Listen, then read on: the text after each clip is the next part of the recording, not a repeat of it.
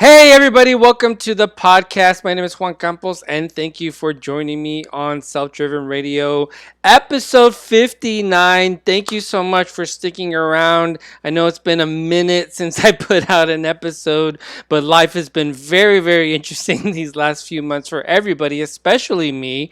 And now that I am somewhat settled into, I don't want to call it the new studio, but definitely new digs.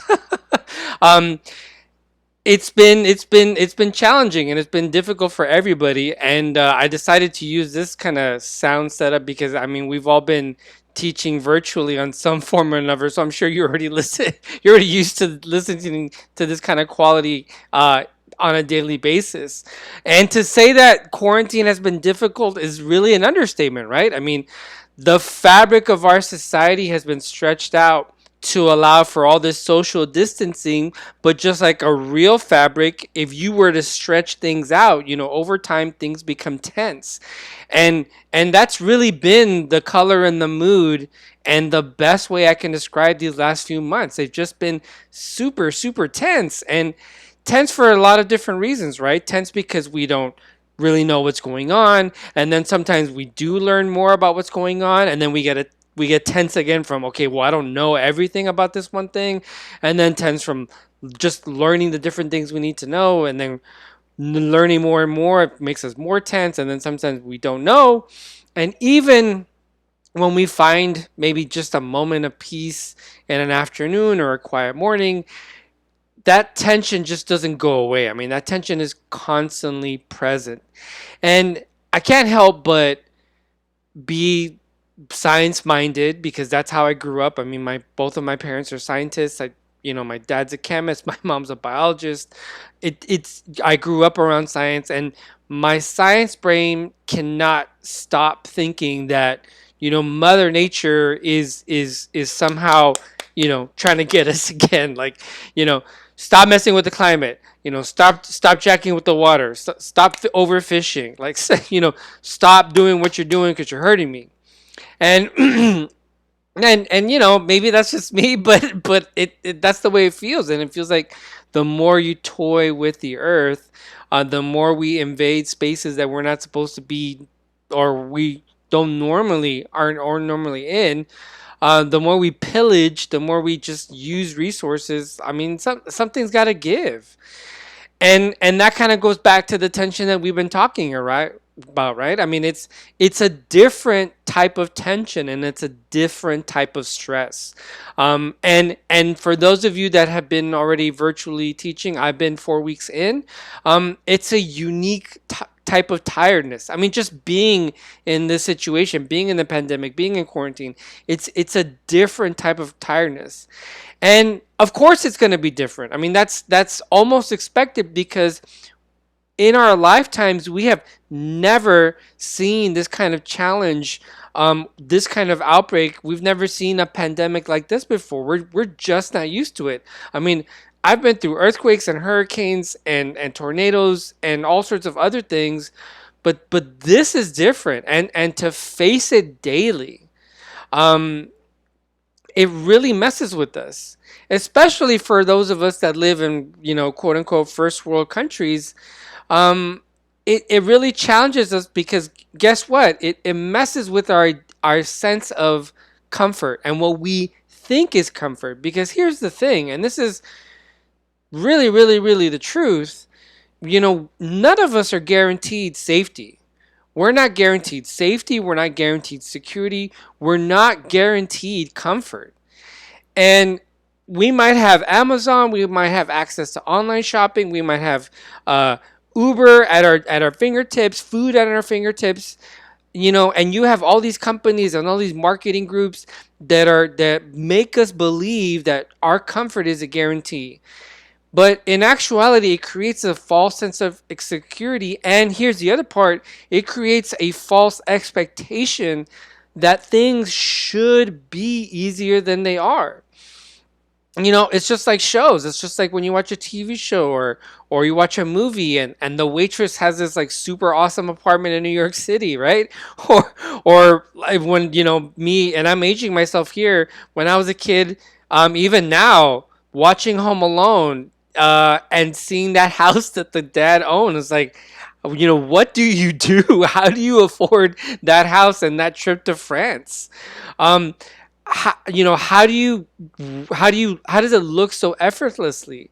Because here's the thing: while our lives may or these marketing companies and commercials and movies and TVs make it seem as though these things should be effortlessly, the fact is, the reality is that you and I struggle economically. And we all know families that are in much worse conditions, financial conditions than us. And there are also families that we know that are in a much better financial position than us as well.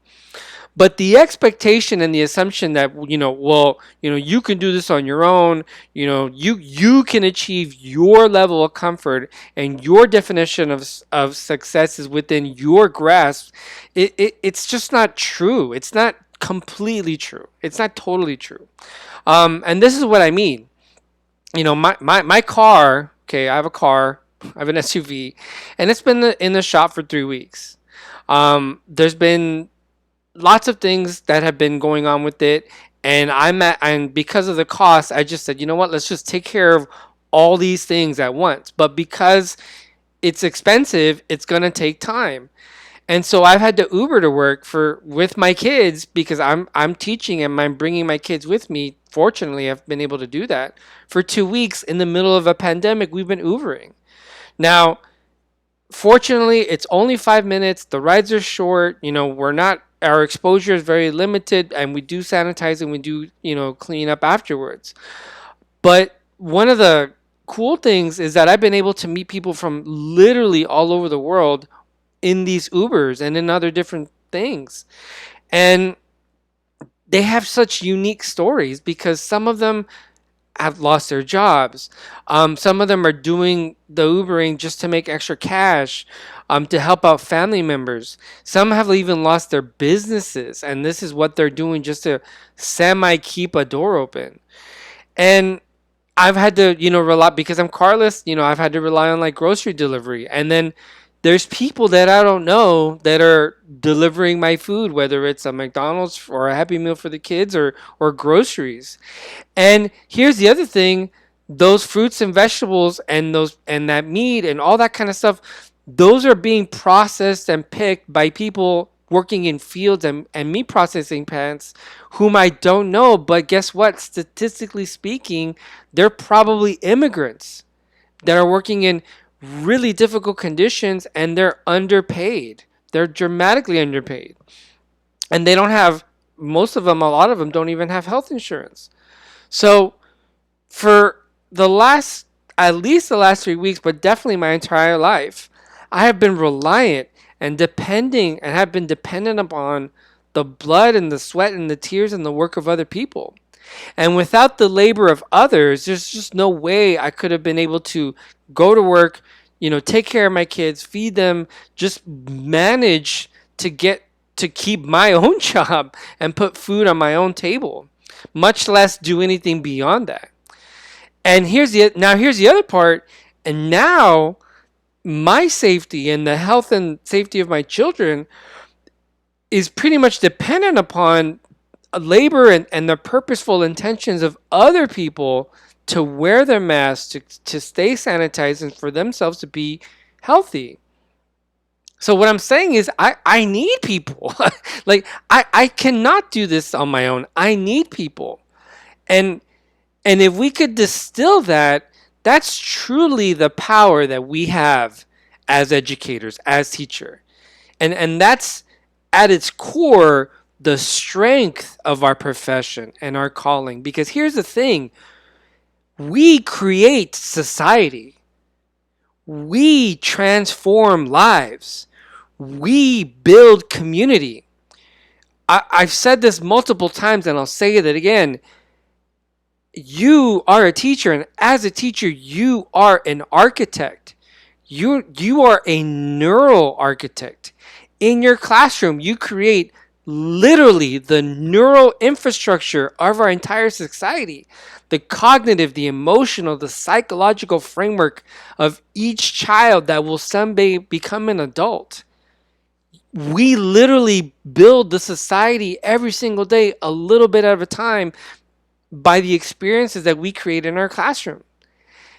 And now, especially now more than ever, we need that community. We need the sense of that community. We need the smell, the taste, the touch, and the feel and the sounds of community.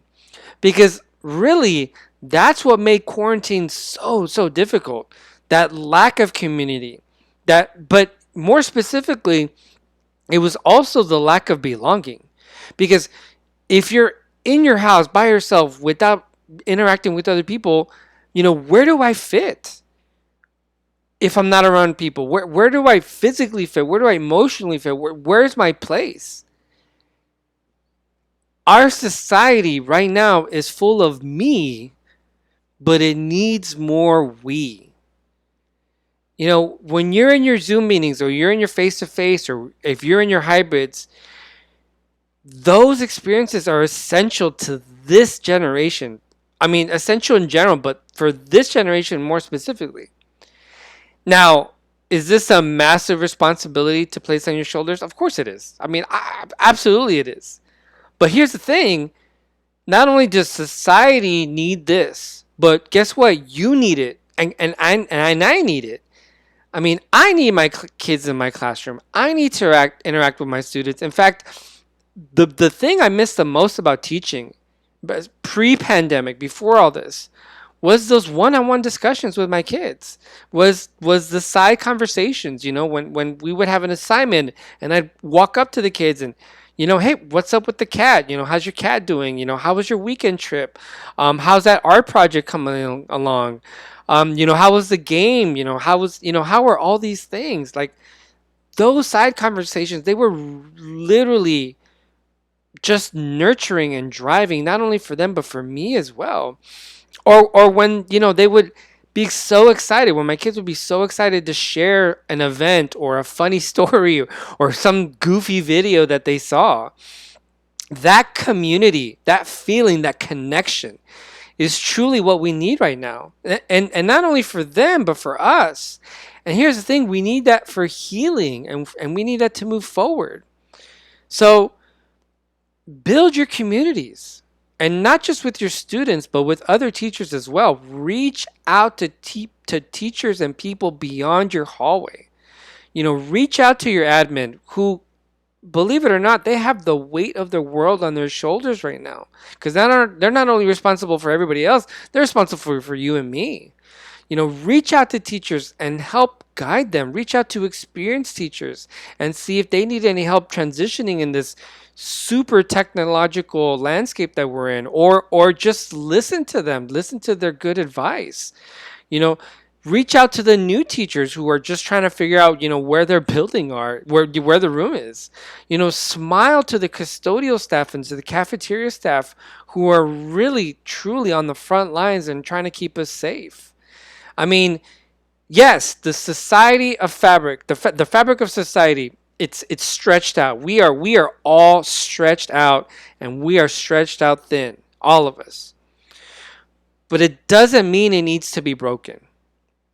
And even though we're all stretched out, we can maintain those ties, and we can heal, and we can nurture, but we're going to do that by reaching out to those in our immediate circle. Who am I close to? Who can I connect with?